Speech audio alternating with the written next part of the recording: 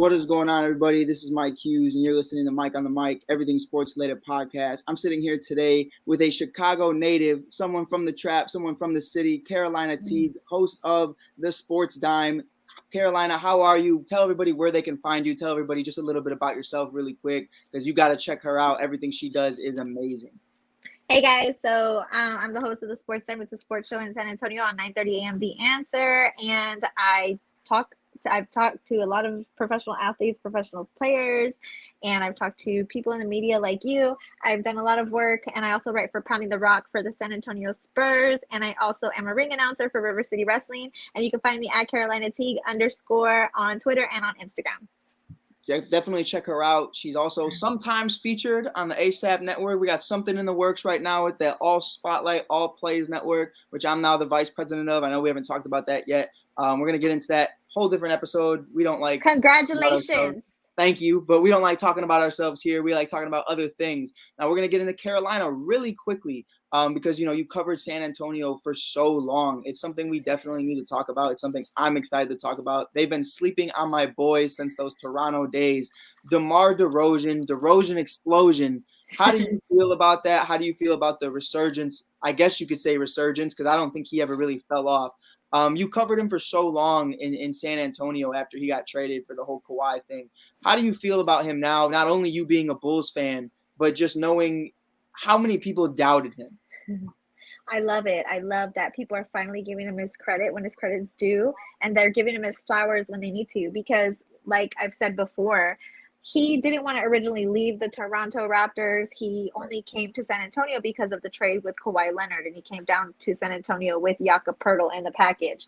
And you could tell that really affected him mentally, because he was hurt. He even put on Instagram how he was really hurt. He was trying to be loyal to the team, and it sucked that he was dedicated and committed to the Toronto Raptors, and they were telling him to his face that they were going to keep him around for a really long time. Right. And then he was taken to San Antonio. When he came to San Antonio, a lot of the feedback that people got from people who cover the Toronto Raptors and fans who watch the Toronto Raptors was that sometimes DeMar DeRozan was not consistent when it comes to the offensive point of the ball.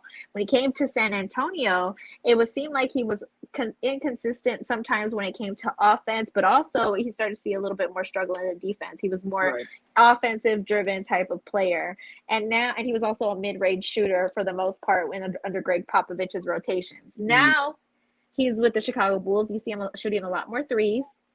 He's doing a fantastic job.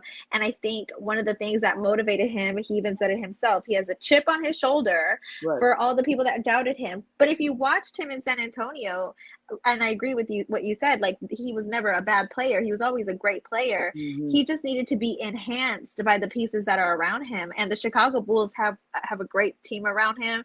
And I'm really, really excited, and I'm proud that DeMar DeRozan is thriving. And I really love how the Chicago media has truly embraced DeMar DeRozan, because what my consensus is when he was down in San Antonio is that he wasn't given a lot of credit for his spectacular performances. He was heavily criticized here. And I feel like over there, I see a lot more love being given to him, and I'm so happy for him, and I feel like he deserves all of that credit because he's worked really, really hard, and now he's potentially the guy who might be the MVP, so I'm really excited for him.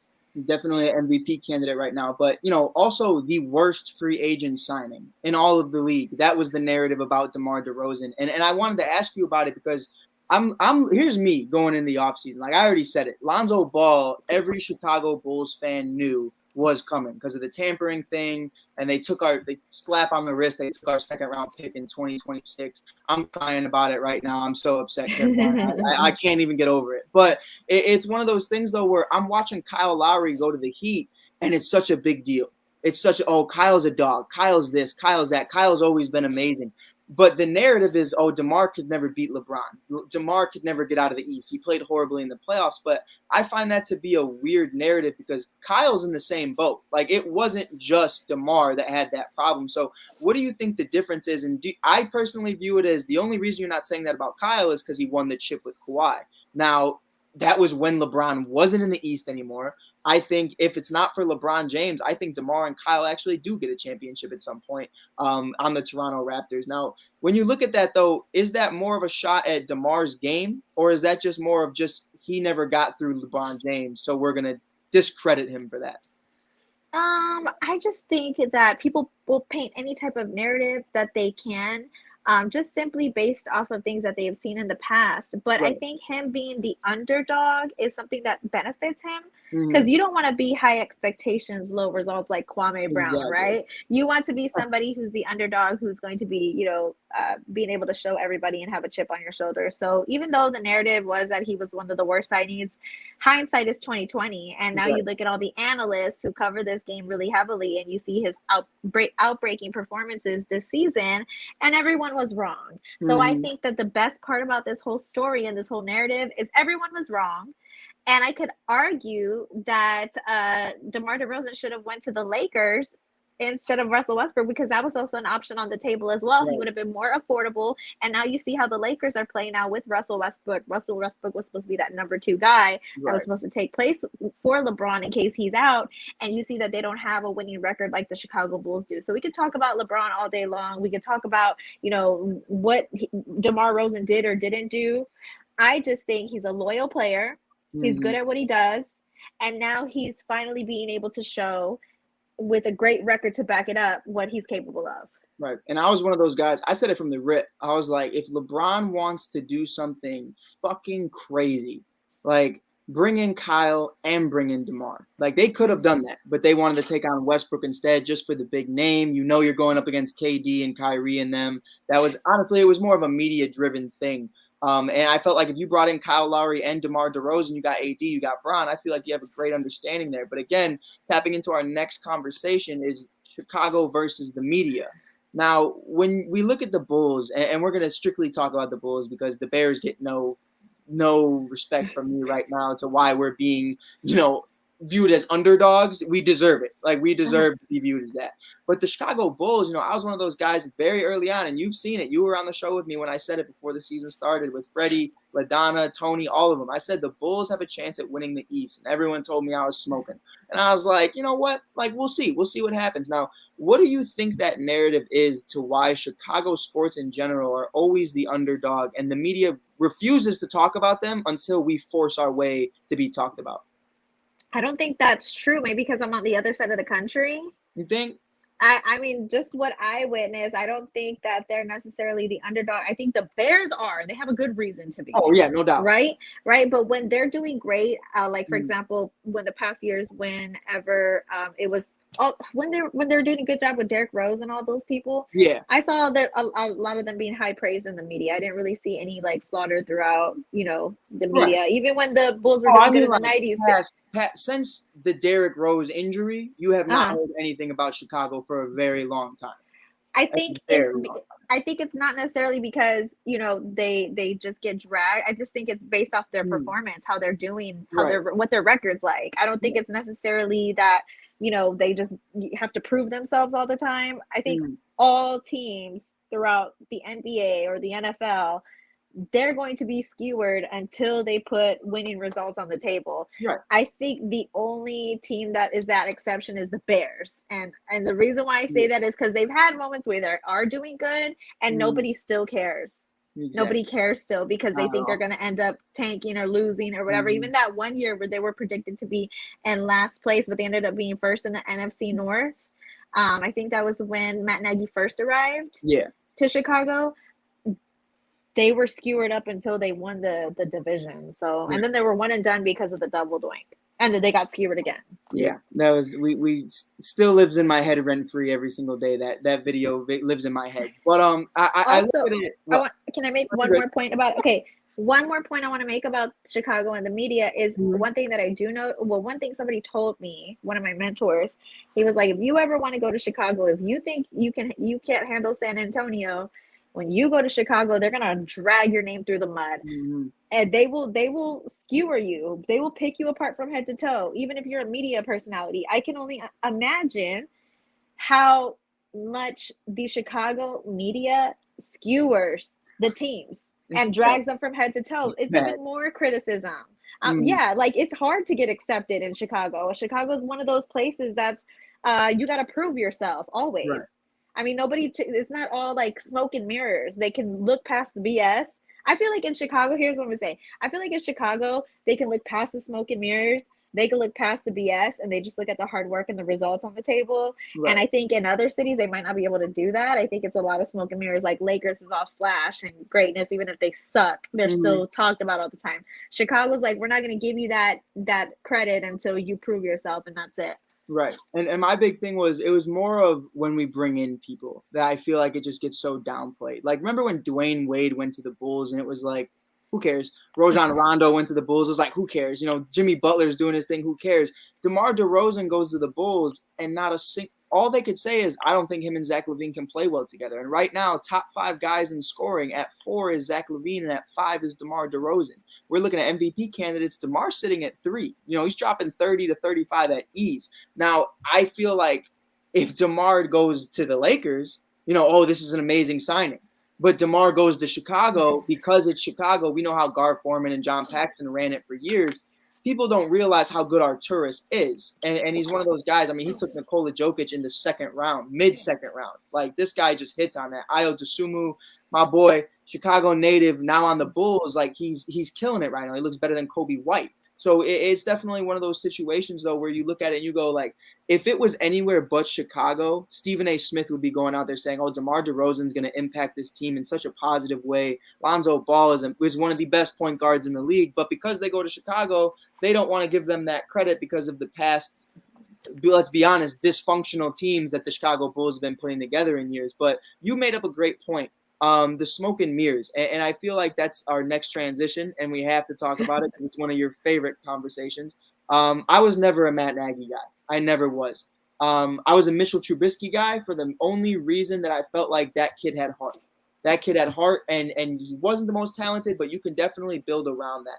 Matt Nagy's one of those guys you brought up, though. He's one of the only people throughout all the years who got away with the smoke and mirrors for as long as he did. Now, how do you feel about that? What are you thinking about Matt Nagy right now if you were in a room with him for at least 5 minutes? Matt Nagy's been exposed. Yeah. And I'm going to be honest, I fell for the smoke and mirrors. The first year he was there, like I said, they were predicted to be dead last in the NFC North. And then that year he took them to the playoffs, and they ended up being first in the NFC North. And then they were one and done because of the kicker. So I didn't blame Matt Nagy because of their poor performances. I thought the defense was incredible. They got rid of their old defensive coordinator, Mel Tucker, replaced him with Vic Fangio. The Bears organization, I thought, like, lifted, you know, I felt like it was a new leaf that they turned over. And I was excited about Matt Nagy coming into to the Chicago Bears. I was excited about, you know, how they turned around the defense, even when John Fox was there. And I think Fangio was there when John Fox was there. Yeah. But the turnaround was when they were almost dead last in defense. And then when Matt Nagy arrived, I think they were like top 5 in defense. Right. So it was that great defense. And then you had the kind of lackluster offense with Mitchell Trubisky. And then you saw what happened with that team. I fell for the smoke and mirrors, and I thought that Mitch Trubisky was the problem, and the offensive line, not just Mitch Trubisky. Oh, yeah, definitely. Yeah, and the offensive line, namely the offensive line. But as the years go by and they've gone on, I don't necessarily think, or actually now we know, it is the offensive line, the talent, of course, but it's also the plays that he's calling and his time management skills. They're dead last in passing yards. And every time I watch a Bears game, I know that it's not going to be a high scoring game. Right. And that's sad that you don't expect them to score like 40 points or more. Right. Ever. I don't ever expect them. Their highest scoring game this season was against the Steelers at 27 points. That's the highest. And it's not, that's pretty average, right? Because like I look at games that have been, you know, offensively great games, and I see that like in the 40s at the least, right? You know, like when you look at great scoring games. Right. They don't even have that. I haven't looked at the past years, but when is the last time they've had a high scoring game that stood out? I would say Tampa, like 2018. I remember they torched Tampa. Mitch torched Tampa. He had like 6 touchdowns, but that was like the only time I feel like in the last few years. we have to look it up because now I really want to know. My train of thought started going in a different direction. But if it was 2018, that's sad, right? Very sad. And that was very my sad. Carolina. You look at it. Here's why I did fall for the smoke and mirrors just a little bit. I did in the regular season. I was like, this is great. Nagy's a great guy. He's a great coach. Jordan Howard looks great. It was the Eagles game where I realized it, and you're might slander me for it. It wasn't Cody Parkey's fault we lost that game. Yes. Well, hold on, wait. It was. I agree with you. It was down to the wire, and that was it. But because I want to say this because people are going to say the same thing you're going to say. Offensively, they did not play well. The offensive line couldn't protect Mitch Trubisky for anything. Right. The Eagles defense dominated the Chicago Bears throughout the entire game. So it had to do with that. But then when it came down to the damn wire and he had to kick the damn field goal, he couldn't do it. Okay, but anyway. I think about it like this, Carolina. Who scored more points in that game? Cody Parkey or Matt Nagy's offense? And the answer is Cody Parkey. Cody Parkey scored 9 of the 15 points. Matt Nagy ran the ball. Now you have Tariq Cohen, Mitchell Trubisky, who was pretty fast that season, pretty mobile. Jordan Howard runs over 1,000 yards a season at ease before Nagy comes. Now he's a career backup. He's been, in Philly for like the 3rd time now? Like, it's crazy. But we ran a total of 10 times that game. Now, if you're an offensive guru and you understand what Mitchell Trubisky is, why are you only running the ball 10 times against the Eagles defense that had a problem stopping the run the entire year, where Fletcher Cox was banged up? You were setting Mitch up to fail the same way we see it with Stafford. Why is Stafford throwing so many picks right now? They have no run game. So I realized right then and there, I was like, this guy's one-dimensional, and he's so full of himself and so pass-heavy. And we've seen it transition through years. The second David Montgomery comes, it's we're not throwing the ball anymore, we're going to run. And now we're in a weird pocket of time where it's like, we just throw screens, and I feel like we're watching Mark Trestman 2.0 all the time. So that's my biggest thing. But to the main transition, though, and this will be our final topic because I know you got a lot to do today. You're a very busy woman. Justin Fields, going into year 2, what is your expectation? Because a lot of people, we want our first quarterback to throw over 4,000 yards ever. Is that the expectation, or is it just I want to see development? I think he can be developed. He's a great player. He did great at Ohio State. You can tell that he's one of my favorite quarterbacks that ever wore a Chicago Bears uniform. Oh, already. Yeah. And I wish I could go on about how much I hate the Bears, but I can't. But right now, I think I expect him to do a great job. However, he can't do a great job if they don't protect him. He's going to get murdered out there. I just feel like he needs to be protected well. They need to put more talent around the offensive line, and they might need to get rid of Matt Nagy next year if they want to see Justin Fields play at the fullest potential that he did. Because now that the smoke and mirrors has been lifted from us, and I know now that it wasn't Mitchell Trubisky this whole time and maybe the offensive line, but it was also coaching as well. Right. And I believe that if they repeat the same thing, that's called insanity. Right. So I don't want them to continue to do the same exact thing that they did with Justin Fields, with Mitchell Trubisky. But this time, we as the media, we're not going to blame Justin Fields. We're going to blame the person that needs to be blamed, which is Coach Nagy, if he remains as a Chicago Bears coach. Right. And I think there is that narrative, though, where, like, it can be put on Justin, but make it make sense. You know what I mean? Like, let's not be like, oh, well, we're mad at Trubisky because he didn't throw over 400 yards today. Well, that's not Trubisky's game. So we need to understand that. When you're not using, and I feel like you've been watching a lot of games this year, Jimmy Graham being brought back for $10 million, and his first touchdown was week 12. He hasn't had a reception since week 2. Like, what are we talking about? Like, you are an offensive guru. You have a Hall of Fame tight end, Cole Kmet, Daz Newsome, all these guys you don't use or even bring up. Khalil Herbert, I loved Khalil Herbert, and now he's nowhere to be found. It's definitely a situation to me where I'm like, if you were to bring in just not even a confident head coach, just someone who believes in what they're doing and believes in these guys, I think they could really make a run, especially because Rodgers is probably on his way out and Detroit looks worse than ever. So with that being said, though, I do want to say, Carolina, Thank you for coming on the show. It is an honor to always have you. Again, this video is sponsored by Bench Mob Chicago, everything Chicago Bulls. They're sponsored with the Chicago Bulls. You know, you can find your guys, Alex Caruso, Kobe White, Ayo Dosunmu, any guys you want, you can find their jerseys. You can find them on benchmobchicago.com. Again, Carolina, just one more time, I hate making you do it, but tell everybody where they can find you because you got to check her out. She's the best at what she does. Thank you so much for having me on. You can find me on the Sports Time, 10 to 11 a.m. on 9:30 in the answer. My last episode is actually this Sunday. And it's going to be a special 1.5 hour show. My station is so nice to me. And you can find me on iTunes, Spotify. You can also find me on iHeartRadio Live when the show airs live. You can listen to me. I'm going to be talking about all things sports. And you'll be seeing more around me soon after my mental health break. So keep it locked. And you can find me on at Carolina Teague _. Thank you so much for having me on. Always, we had a great time. All right, Carolina, I'll talk to you later. This has been Mike Hughes from Mike on the Mic. I'll see you guys next time.